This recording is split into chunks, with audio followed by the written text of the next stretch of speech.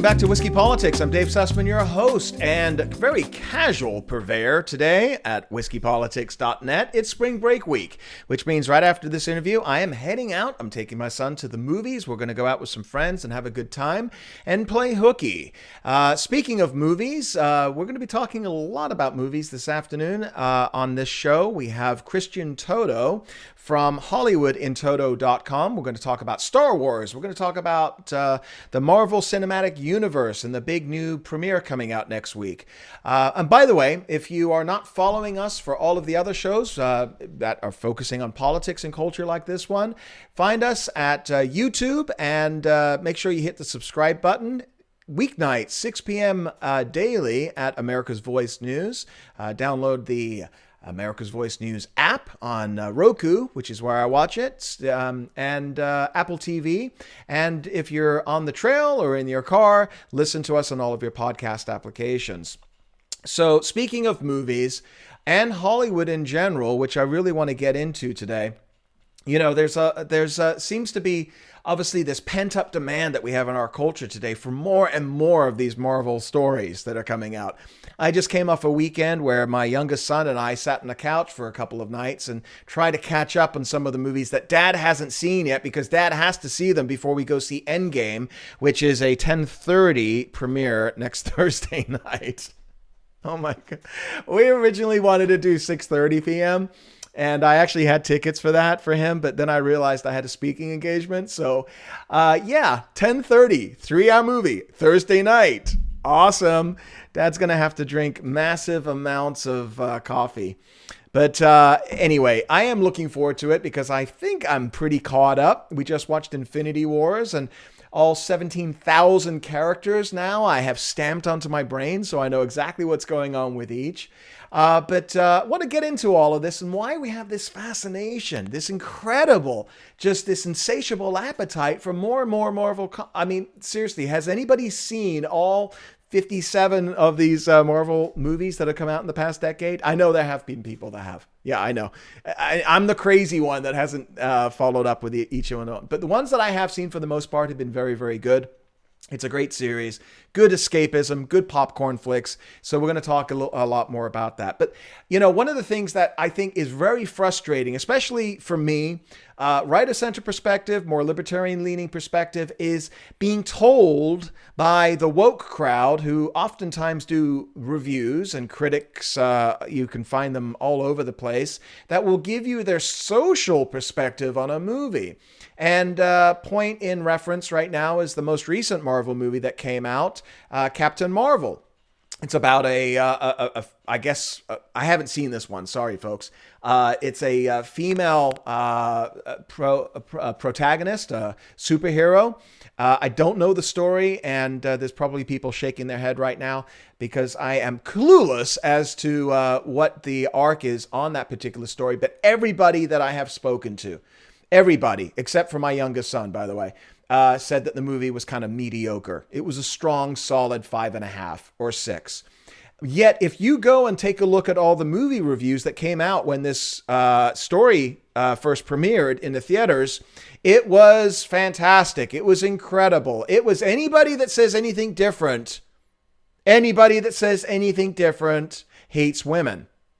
This is the impression that I got from the critics. So, okay, talk to me about the actual story. Talk to me about the writing. Talk to me about the production value. Is it a movie that I will enjoy?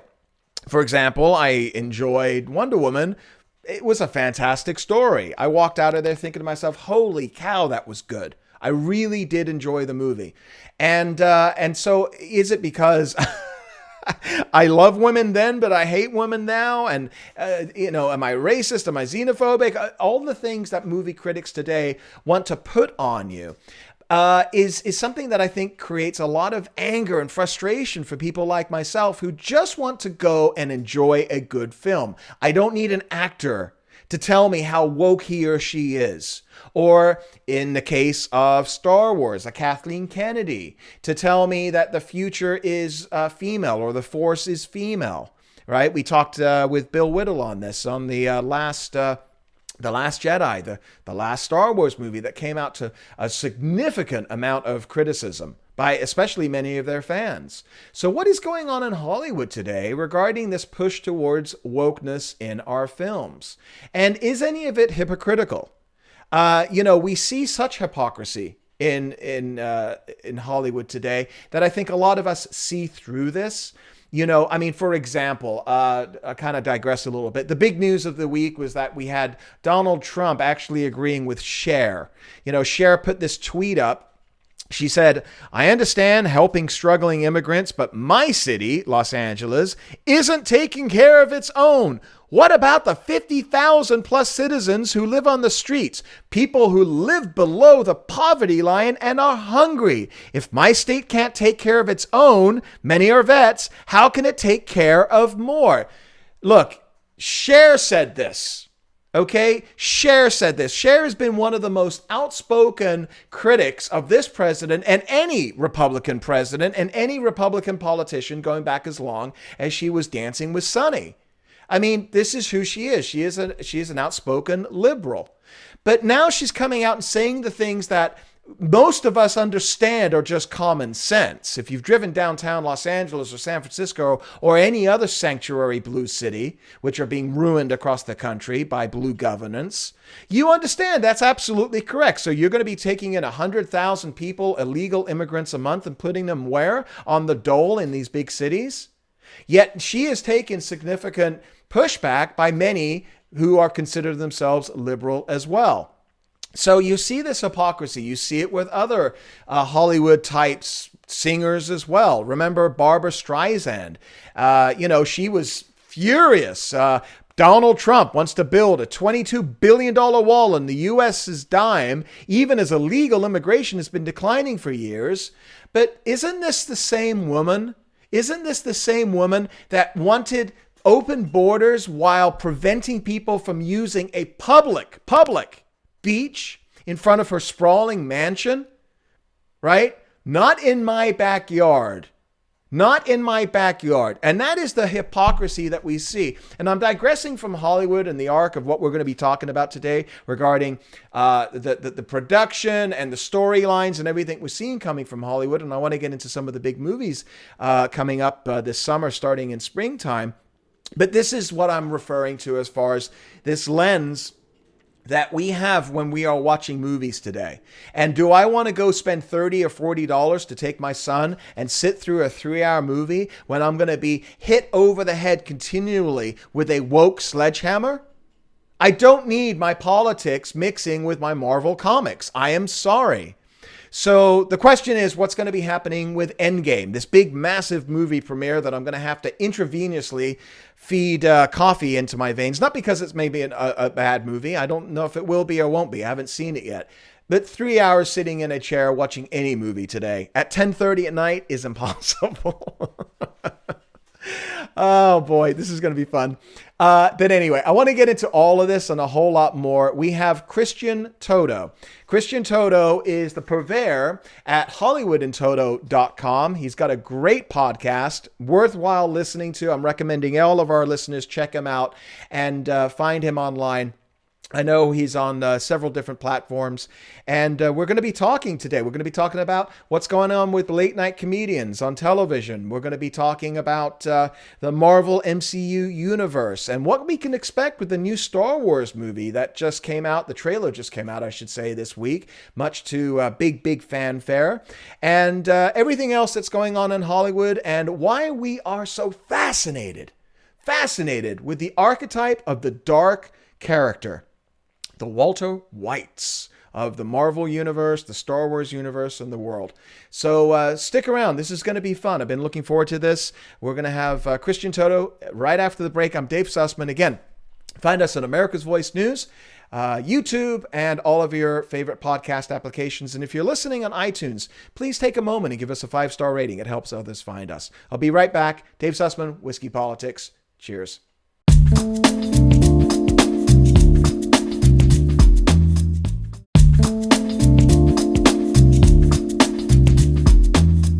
And welcome back to Whiskey Politics. Dave Sussman here, your host and purveyor at whiskeypolitics.net. So with the aforementioned rant about what's going on in Hollywood and everything that's coming up in Hollywood as well, I thought one of the best people to speak to right now is somebody that I've started following, listening to his podcast, and really gleaming a lot of inside information into what is going on behind the scenes with not just cultural Hollywood, but political Hollywood as well. Christian Toto from HollywoodInToto.com, or is it, I just want to make sure I've got that correctly here. It's Hollywood in Toto, correct? That's it, yeah. How are you, Christian? I'm good. How are you? I'm doing really well. Thanks for joining us. Love the podcast. You do a fantastic job, by the way. If you knew how bare bones it actually is, you'd laugh, but I do enjoy making it. Well, give us, first of all, before we get into some of the issues of the day, Sure. excuse me, you did some stuff with Dennis Miller, right?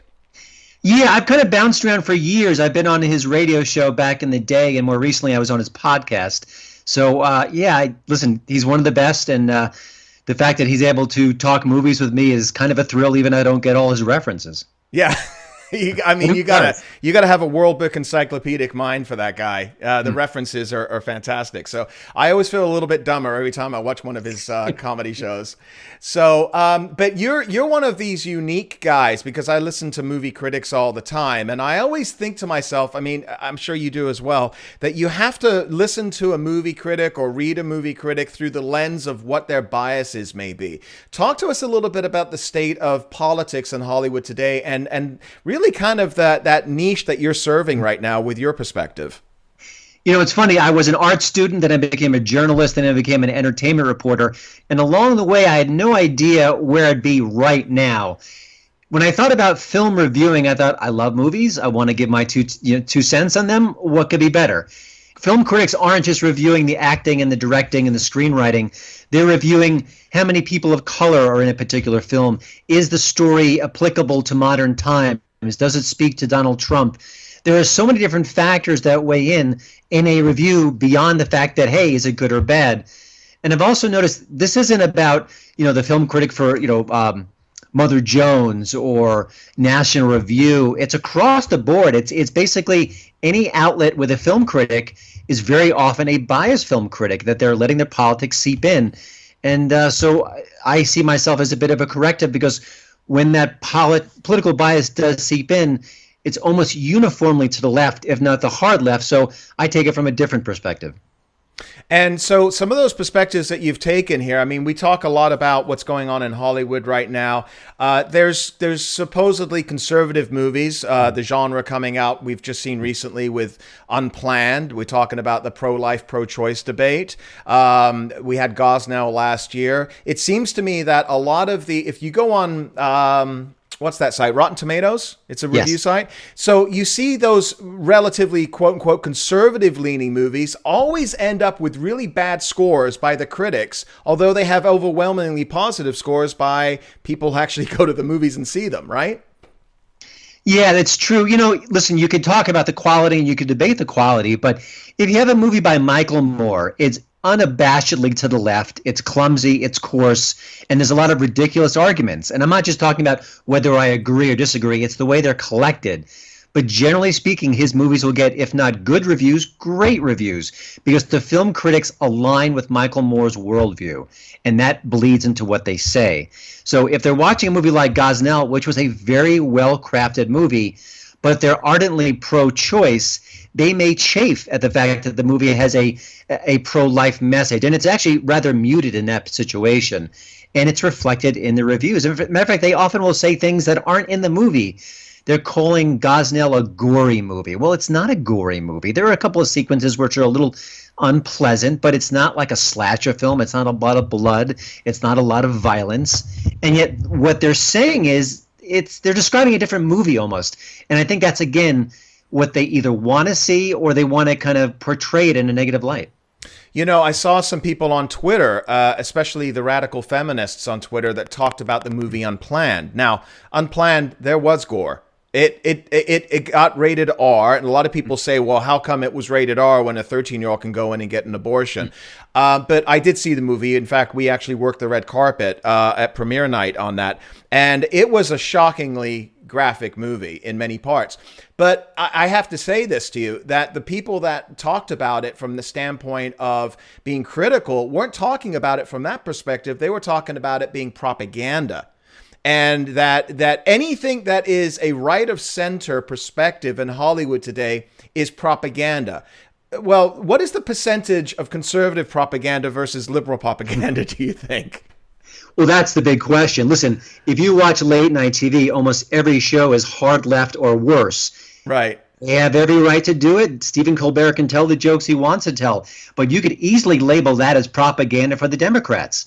They don't do that. But with Unplanned, which is, listen, unabashedly pro-life, if you want to label that propaganda, then you have to label other things propaganda. And they don't do that. They're very careful with what they say. If they slap the propaganda label, it's often a faith-based film. It's pro-life, it's pro-Christian, it's pro-conservative. But when the shoe is on the other foot, those labels aren't applied. And it speaks volumes, really. Yeah, yeah.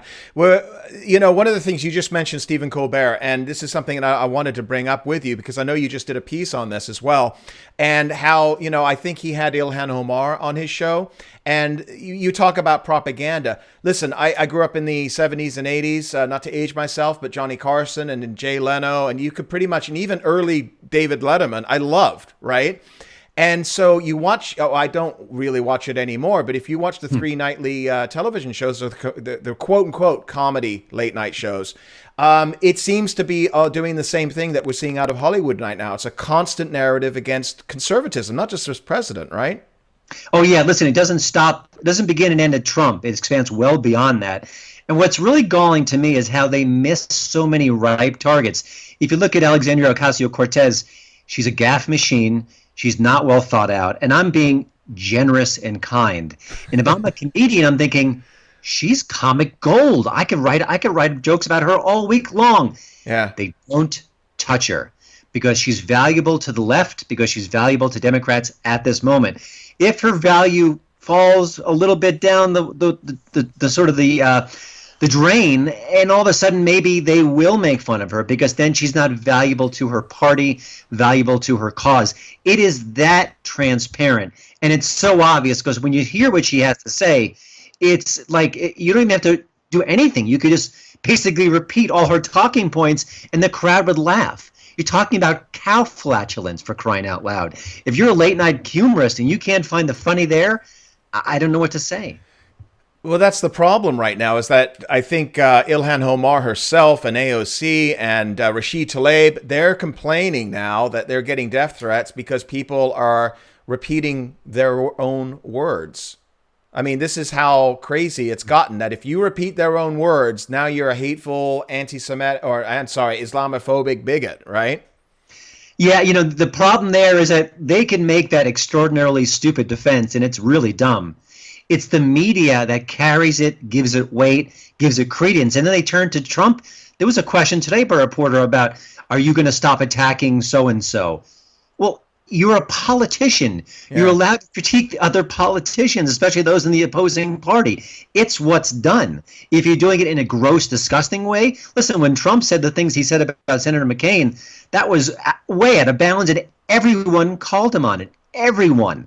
But if you're Ilhan Omar saying the things you've said and then someone repeats it, that is not a vicious, dirty, undermined attack. Yeah. It's politics. It's clear as can possibly be.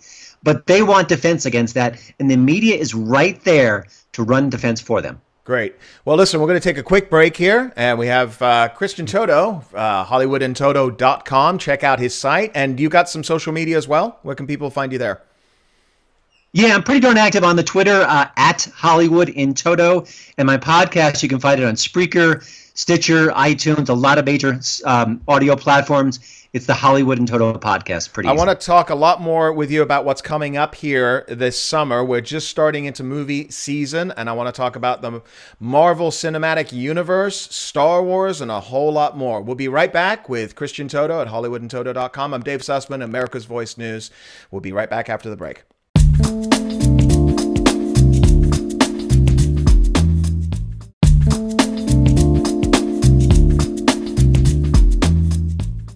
And I'm Dave Sussman back with you at Whiskey Politics on America's Voice News. And if you're not following us on our YouTube channel as well, check us out at Whiskey Politics on YouTube. Hit that subscribe button and make sure you hit the notification bell so you can get updated interviews as they come out. This week is spring break, and I'm actually off this week, as you can see by my lovely attire. Heading to the movies this afternoon with my youngest and some friends. But Christian, we are now at the beginning of what many people consider the next 3 or 4 months the big season for movies. We've got Marvel movies coming out every which way you can. We just saw a new trailer for Star Wars. Before we get into those two franchises, anything you're looking forward to seeing right now? You know, the new Spider-Man movie looks interesting. I like Tom Holland as the web slinger. Generally speaking, I like all the stuff that's sort of big popcorn extravaganza. I think it's often done very well. There's a Fast and Furious spinoff. I think it's Hobbs and Shaw.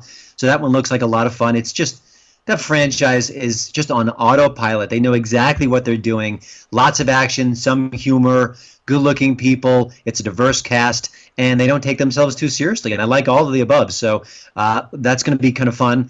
But I think the superheroes have got my attention, and it's amazing that they're not going away. We're not burning out on the experience, and we're actually, I think it's becoming more popular and more passionate than ever. I mean, Captain Marvel was a mediocre movie, and it's breaking all sorts of records, so I think that just really proves it. Well, it's interesting that you said that, because I've got a certain level of disdain for political correctness. I think many of our folks that are listening to us, and you also do. And you don't want to feel like you're manipulated into seeing a movie because of the quote-unquote diversity quotient or the feminist quotient.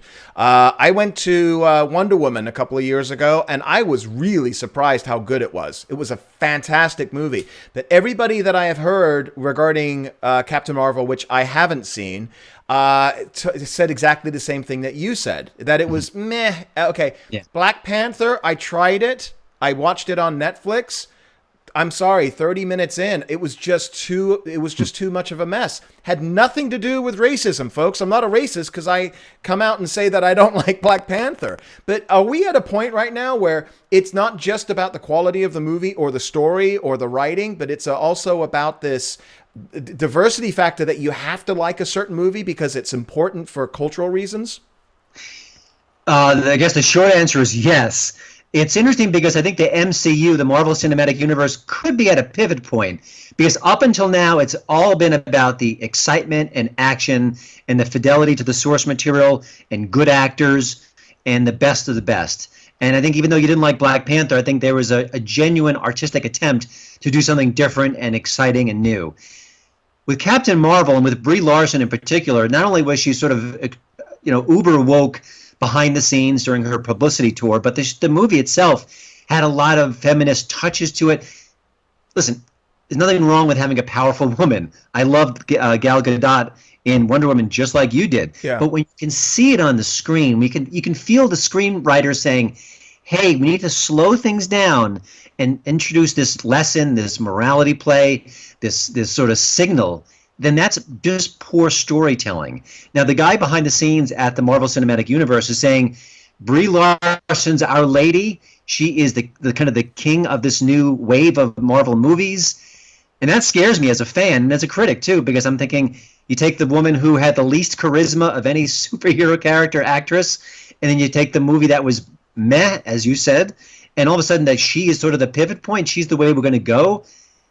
It gives you a lot of food for thought, and I wonder what's going to happen with superhero movies where maybe now they'll be more woke, they'll be more message-driven, and kind of when that happens, almost always the entertainment value falls by the wayside. It's a shame. Yeah. Now, for those folks that like me, I've seen a few. Most of the movies that I've seen in the Marvel universe have been on television. So, if I go to a movie, I saw, what did I see last year? My big movie last year, the Hollywood movie, was Bohemian Rhapsody. Fantastic movie, by the way. But I have been kind of talked into by my youngest. He's turning 14 in a couple of weeks. I'm doing a speaking engagement on Thursday the 25th in the evening, so we are going to the 10:30 showing of a 3-hour premiere, 10:30 at night. So I'm basically paying for a $30 nap in my, But here's the thing. Um, if you haven't spent 40, 50 hours watching every single Marvel movie, is this a franchise that you can just drop in and out of and see certain movies and not see others to really get it? Well, I think with Avengers Endgame, which you're referencing, I think the answer is definitely no, because this has been a culmination of so many stories and characters. You have to see Avengers Infinity War to get anything out of this new movie, obviously. But other films are kind of standalones. The Ant-Man and the Wasp, you can walk into that one pretty fresh. Black Panther is its own sort of story. It's not an origin story, but sort of a first of its kind in a way. Yeah, so I think each case is a little bit different, but generally speaking, the Marvel movies have been building towards something. There's sort of universe creation where, okay, this story attaches to this one, and then this character is referenced here. So it certainly helps to know the universe in general, so you can kind of get the most out of these particular films. Yeah, we played catch up a little bit over the weekend. We did watch Infinity War. It's the second time I've seen it on Netflix now. I did pick up a lot more the second time. The first time, it was just too much. It was like 15,000 characters. It looked like the Democrat nomination process. So yeah, I'm catching up and I'm playing, and it was good. I thought it was interesting. My son at 14, he could tell you every single backstory with every single thing that's going on, and he's kind of my sidekick on these things. So he's like, "Yeah, Dad, this is what happened here, and that's the Ant-Man guy, and this is." So I think that's important as well. But what is this fascination that we have with MCU? This I think that comic books have always been around. We grew up with them. In the 90s, we didn't really see too much of it. I think the closest we came to the superhero was Neo, Matrix, which I loved. I thought it was done really, really well. But what does this say from a cultural perspective, from your chair, about our culture, that we have this need, this pent-up demand every 3 months to jump into this incredible psychodrama, which is Marvel? I don't have any firm answers, but I have a couple of theories. One is they're done at an extraordinarily high level. So this isn't just random actors and low budgets. They put every sort of energy, every dollar into these movies. So what you're seeing is the best of Hollywood, for better or worse.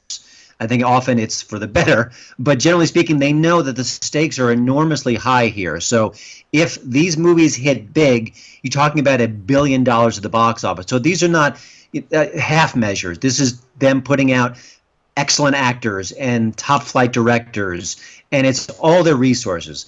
On a cultural level, I wonder, and I almost wonder, we're in this age where the anti-hero is cool and hip and the bad guys are okay. We're going to see a Joker movie this fall focusing on the bad guy who kills people. That's Joaquin Phoenix, right? Yeah, I mean, it looks interesting. The trailer is wonderful. I'll go see it. But I think there's this Tony Soprano, Walter White, Joker. We like the bad guys. We like the bad boys. Suicide Squad. Venom was sort of a tortured character.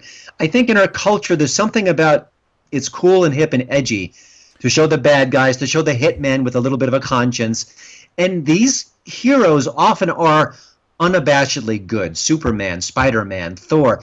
They're good guys and gals trying to kind of take down the bad guys.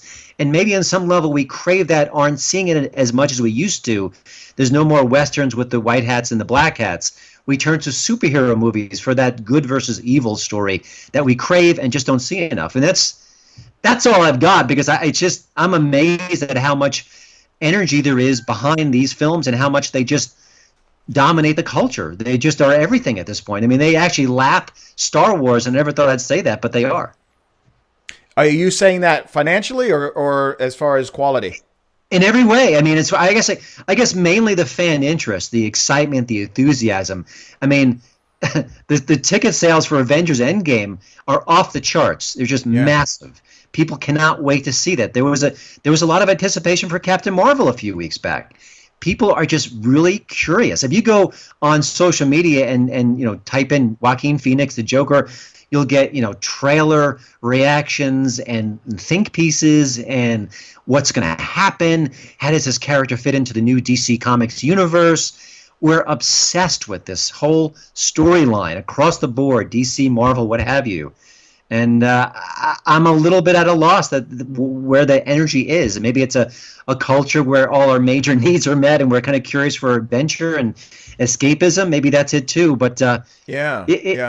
This is interesting. I want to get really more into this because this is fascinating to me from a psychological standpoint. So we're going to be right back with Christian Toto at HollywoodandToto.com.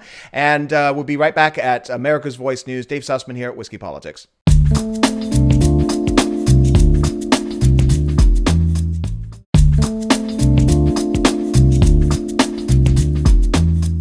And Dave Sussman back with you at Whiskey Politics on America's Voice News. And you can follow me at David Sussman on Twitter. And Christian, again, drop your Twitter handle. Yep, at Hollywood in Toto. Okay, so the psychology of what we're seeing right now, this is one of the most fascinating things to me because like you, I love the classic movies. One of the greatest things I have in my entertainment library right now is Amazon Prime because I go through all the old movies, the French Connections, the John Waynes. I can't tell you how much I'm enjoying going through my childhood movies, but all the new ones that are coming out here today regarding specifically Marvel and Star Wars and this and that, it feels a lot different from the standpoint, and you refer to Walter White, Breaking Bad, which I thought, in my opinion, I was dragged kicking and screaming into watching the series about 5 years ago. My brother's like, no, you got to break through the first 2 episodes of season 1. And I did. And I think I did like 3 seasons in one sick weekend I had. And it was fascinating. And you find yourself asking yourself questions like, do I really want this guy to win? Tony Soprano, you just referred to. I found myself asking that last weekend when I was doing a recap with Infinity War, like this, what was the antagonist name? Thanos? Yes. The big guy, the purple guy. And he had to kill his daughter. Spoiler alert, I'm sorry. But you could see that struggle that he was having, right? So that interweaving of that gray area, I think it's good stuff that we're seeing right now coming out of Hollywood in these story arcs, aren't we? Yeah, no, I agree. And there's a lot of great content out there. Blame the streaming revolution, Amazon, Netflix, FX, you name the channel. There's great content. It's sophisticated. The production values are like a movie, if not exactly like a movie. And I think some of the best screenwriting is on the small screen these days, not the big screen. Yeah, it's interesting, and I do think there's lots to explore in deeply flawed characters. It's fascinating to us. I mentioned Hitman before. So many movies are about hitmen that we're rooting for. This guy or gal is killing people. I mean, John Wick is a hitman or was a hitman, or he kills movies, hundreds of characters. Yeah, and then he's the good guy. He's the guy we're cheering on. So what does that say about us? It's a fascinating space to be in. I mean, I don't want to go away from a place where we can tell a story with an unabashed good guy, with a guy or a gal who is heroic and noble and kind and decent. I don't want to lose that. But you can't argue with the fact that it's more, at least as interesting to see someone who is bad, who is dark, who is flawed, struggling to redeem themselves. That's an interesting character arc. It's fascinating. And when just to give you a quick example, when the movies wanted to reboot Superman, they didn't know what to do. Because the Christopher Reeve Superman of my childhood was good and kind and like a Boy Scout. Well, right. They don't know how to write those characters today. They had to make him dark. They even made his costume dark. They couldn't unlock that character because the way that the culture is going right now.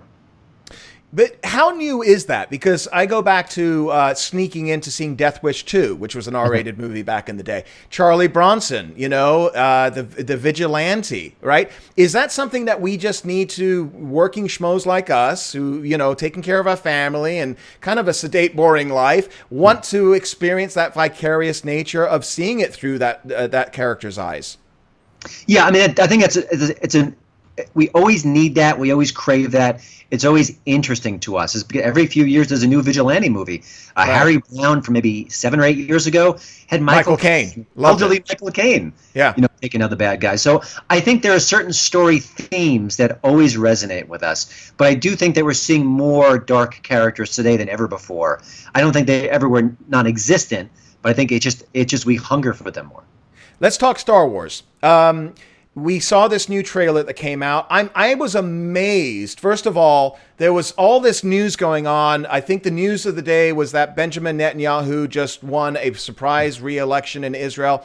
Israel and Netanyahu was not trending on Twitter. What was? Episode 9 of Star Wars and this Disney Plus and all these things that are going on. I was stunned. They filled a stadium full of people for 2 hours to watch a 3-minute trailer, right? How does Star Wars, and I grew up watching Star Wars. I wouldn't call myself an avid fan, but I enjoyed the first 3 especially. How has this become such a how the gravity, right, has pulled us into this universe and not let us go now for 40 years? You know, it's funny. When I was a little boy, I would collect comic books, and I was afraid to have my friends see them because it wasn't cool to collect comics. I might get beaten up or teased or razzed. Today, you get beaten up or teased or razzed for not having a comic book in your backpack. It's a very weird kind of Comic-Con world we're living in, and Star Wars feeds into that directly. And maybe it's this whole we're not growing up the way we used to. We're not, we're maybe 30 or 40 or 50, but we're not as mature as past generations. I don't know. It's fascinating to me. And listen, I'm 50. I've got 2 kids. I've got a family. There's a part of me that craves the Star Wars, Marvel, DC world that never goes away. And, so I'm not even casting aspersions. I've got that too. But what is it about our culture? We can't let these things go. We've got such enthusiasm for them. Like you said, a 3-minute spot can draw thousands of people. Listen, social media tweaks it. I think the marketing is often brilliant. The way they kind of just parcel out the information. Here's a trailer here. Here's a clip here. Here's an actor's statement here. Here's a casting news announcement here. So they're priming the pump, but there is something about our culture that's welcoming this with open arms. We're the same age, and we can go back to in history and see. I think there's a lot of nostalgia in it as well for our generation, Gen X. But you're seeing this with the new generations. And my question is about the newer movies, especially the second set of, I guess they were called the prequels, and now we're coming into the third set of sequels. I guess I can't keep track of it all. So this is supposed to be the last one that's coming out. Do you think the quality of these last few movies or the last 6 movies are at the level that warrants this level of support and I guess this love affair, this infatuation that people have with this franchise? No, but that doesn't matter. There were 2 great Aliens movies, and now we've had multiple mediocre ones. There were 2 great Terminator movies, and now we've had multiple mediocre ones, and we're supposed to get all excited that Linda Hamilton and Arnold Schwarzenegger are back again, even though when Arnold came back a year or 2 ago for the Genesis film, no one cared and it died at the box office. So it doesn't have to have a consistent level of quality for it to be part of the pop culture zeitgeist. It just has to have that brand recognition, which is what really rules Hollywood now. It's not about Brad Pitt anymore or Angelina Jolie. It is brand recognition. It is Transformers. It is things like that. It's connection with nostalgia. That's the way that the movie game works these days. So we had Bill Whittle on some months back, and we talked about basically the title of it, and folks, you can find it on YouTube if you haven't seen it, is that How the Left Has Killed Star Wars. How Kathleen Kennedy, I think is her name, yes. She produced it, and that it's basically a woke movie now, and the future is feminine, or the Force is feminine, right? And there's so much anger out there, especially this last big one that came out a couple of years ago, the Last Jedi? Was that yes. what it's called? Okay. What are your thoughts on that? Is there a political correctness that's ruining the franchise? Partially. When the Star Wars came back with The Force Awakens, it wasn't perfect, but I thought it was a very effective, well-told story that bridged the new generation and the old generation. You had Han Solo, you had the new cast of characters. I thought it was probably as good as you could really realistically expect. Right. The Last Jedi, to me, was a mess. And it's not just it's woke, and it is.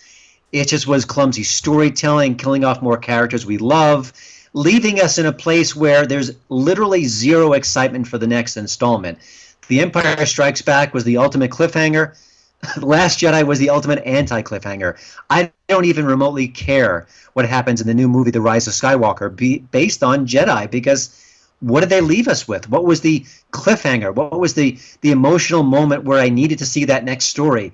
It's not there.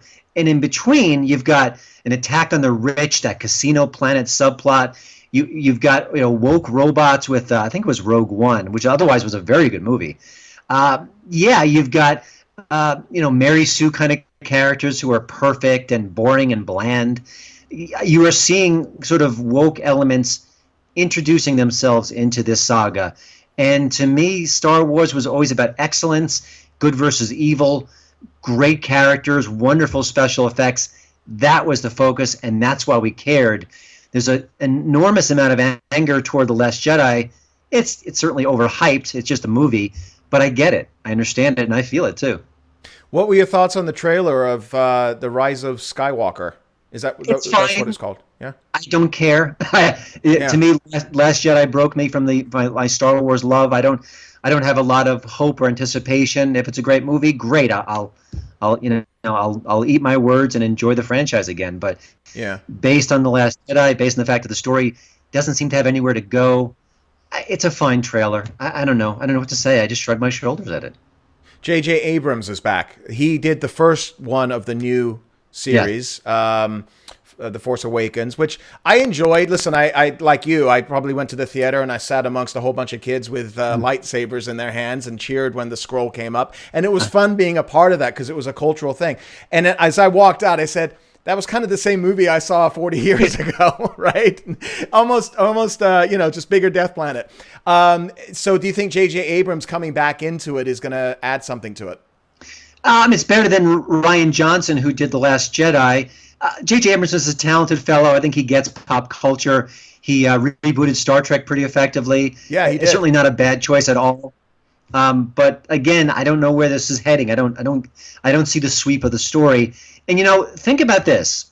You and I grew up at Star Wars. Everyone knows Luke, Han, and Leia. Right. They barely had those three characters together in the last two films.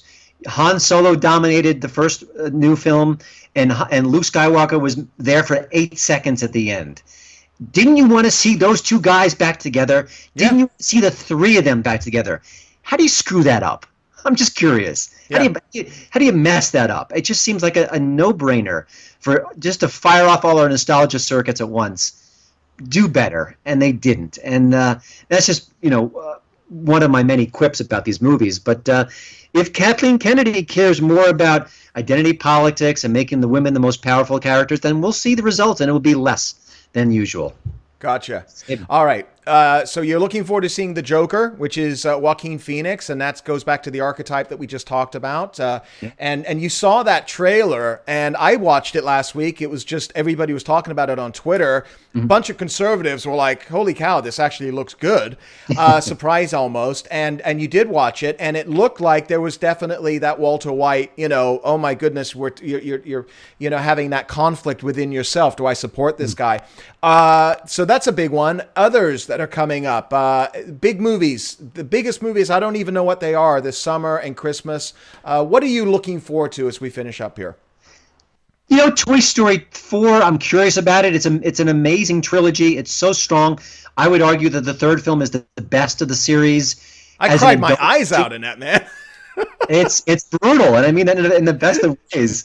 So I'm very curious about that.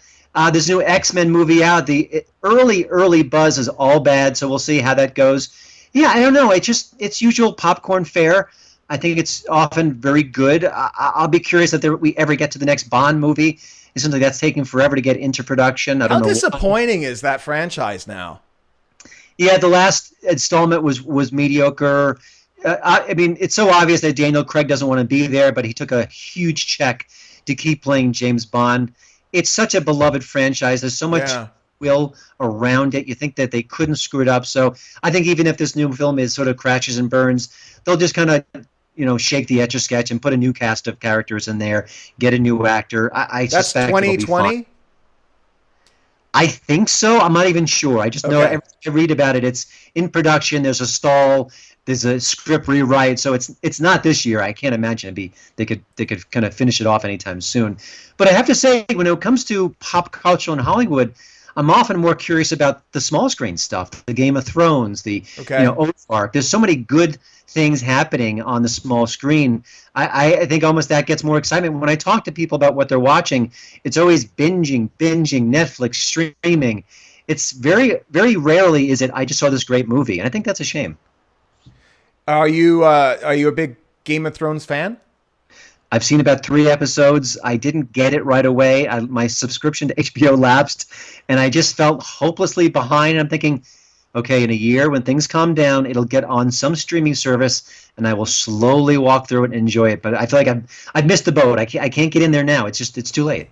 So I'm the same way. You lasted 2.5 episodes longer than me. I felt like it was just a Middle Earth soap opera, and it bored me. And like you, I gave up HBO 5 years ago. So yeah, I've missed the boat on that one as well. But it seems that between that, Star Wars, and Marvel, those are the 3 big cultural icons right now, tentpoles.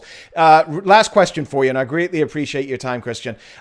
We see these obviously billion-dollar productions, these tentpoles, Marvel, Star Wars, and the like. But there's Oscar bait that's out there. I couldn't even tell you the names of the movies that were in the last Oscar batch, but anything that stood out to you that we must see that most people probably haven't? I guess an obvious answer is Green Book. It won Best Picture, so duh.